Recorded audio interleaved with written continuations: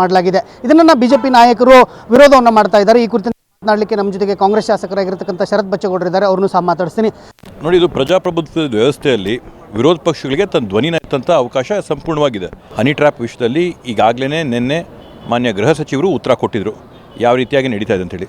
ಮಾನ್ಯ ಮುಖ್ಯಮಂತ್ರಿಗಳು ಕೂಡ ಅವರ ಉತ್ತರ ಕೊಡೋಕ್ಕೆ ಮೊದಲು ಒಳ್ಳೆ ರೀತಿಯಾದಂಥ ಉನ್ನತ ಮಟ್ಟದ ಒಂದು ತನಿಖಾ ವರದಿ ಸಂಸ್ಥೆನ ನಾವು ರಚನೆ ಮಾಡಿ ನಾವು ತನಿಖೆನ ನಡೆಸಿ ಯಾರು ತಪ್ಪು ತರಿಸ್ತಿದ್ದಾರೆ ಅಂತ ನೋಡ್ತೀವಿ ಅಂತ ಹೇಳೋಕ್ಕಾಗ್ತದೆ.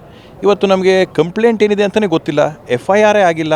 ಹೆಂಗೆ ನೀವು ಯಾರನ್ನ ಅಮಾನತು ಮಾಡ್ತೀರಾ? ಯಾವ ಥರದ್ದು ಇದು? ಸುಮ್ಮನೆ ನೀವು ಇಲ್ಲಿ ಒಂದು ಅಶಾಂತಿನ ಮೂಡಿಸೋಕ್ಕೆ ನೀವಿಲ್ಲಿ ಮುಖ್ಯಮಂತ್ರಿಗಳ ಉತ್ತರನ ನೀವು ಜೀರ್ಣ ಮಾಡಿಕೊಳ್ಳಾರ್ದೆ ಇವತ್ತು ಈ ರೀತಿಯಾಗಿ ಸದನನ ನೀವು ಕಲಾಪಗಳಿಗೆ ಒಂದು ತೊಡಕನ್ನು ತೊಂದರೆನ ತಂದಿಟ್ಟು ಇದು ಮಾಡೋದು ಪ್ರಜಾಪ್ರಭುತ್ವದ ವ್ಯವಸ್ಥೆಯಲ್ಲಿ ಎಷ್ಟು ಮಟ್ಟಿಗೆ ಸರಿ ಅದನ್ನು ನಿಮಗೆ ಇಲ್ಲಿ ಉತ್ತರನ ಜೀರ್ಣ ಮಾಡ್ಕೊಳ್ಳೋಕ್ಕಾಗಿಲ್ಲ ಅಂತಂದರೆ ಈ ರೀತಿಯಾಗಿ ಮಾಡೋಂಥದ್ದು ಸರಿಯಲ್ಲ. ಸ್ಪೀಕರ್ ಅವರು ಸರ್ಕಾರ ಹೇಳ್ದಂಗೆ ಕೇಳ್ತಾ ಇದೆ, ಅಂದರೆ ಹಿಂದೂ ವಿರೋಧಿ ಸರ್ಕಾರ ಅನ್ನೋದು ಬಿಜೆಪಿ ಆರೋಪ. ಯಾವ ರೀತಿಯಲ್ಲಿ ಹಿಂದೂ ವಿರೋಧಿ ಸರ್ಕಾರ ಇತ್ತು? ಸುಮಾರು 4,09,00,000 ಕೋಟಿ ರೂಪಾಯಿ ಬಜೆಟ್ನ ನಾವು ಮಂಡನೆ ಮಾಡಿದ್ದೀವಿ. ಅದರಲ್ಲಿ ಹಿಂದೂಗಳಿಗೆ ಎಲ್ಲಿ ಅನ್ಯಾಯ ಆಗಿದೆ, ಎಲ್ಲಿ ಮೋಸ ಆಗಿದೆ?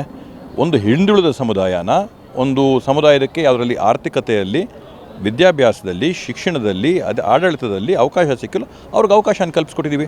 ಅದು ಸಂವಿಧಾನದ ಆಶೋತ್ತರಗಳ ಪರವಾಗಿದೆ. ಹಿಂದೂಗಳಿಗೆಲ್ಲೂ ಕೂಡ ಇದರಲ್ಲಿ ಅನ್ಯಾಯ ಆಗಿಲ್ಲ, ಮೋಸ ಆಗಿಲ್ಲ. ಸ್ಪೀಕರ್ ಅವರು ಸರ್ಕಾರ ಹೇಳ್ದಂಗೆ ಕೇಳ್ತಾ ಇದೆ. ಸ್ಪೀಕರ್ ಅವರು ಅವರ ಒಂದು ಸ್ಥಾನದಲ್ಲಿ ಕೂತ್ಕೊಂಡು ನಿಷ್ಪಕ್ಷಪಾತವಾಗಿ ಸದನ ನಡೆಸಿದ್ದಾರೆ.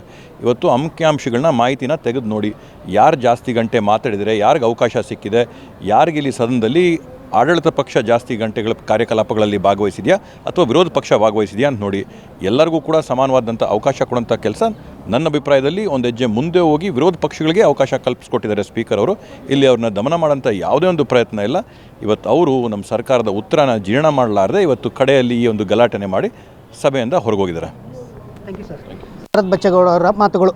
ಕ್ಯಾಮ್ರಾಮನ್ ಅಜಯ್ ಜೊತೆ ವೀರೇಶ್ ದಾನಿ, ಗ್ಯಾರಂಟಿ ನ್ಯೂಸ್, ಬೆಂಗಳೂರು.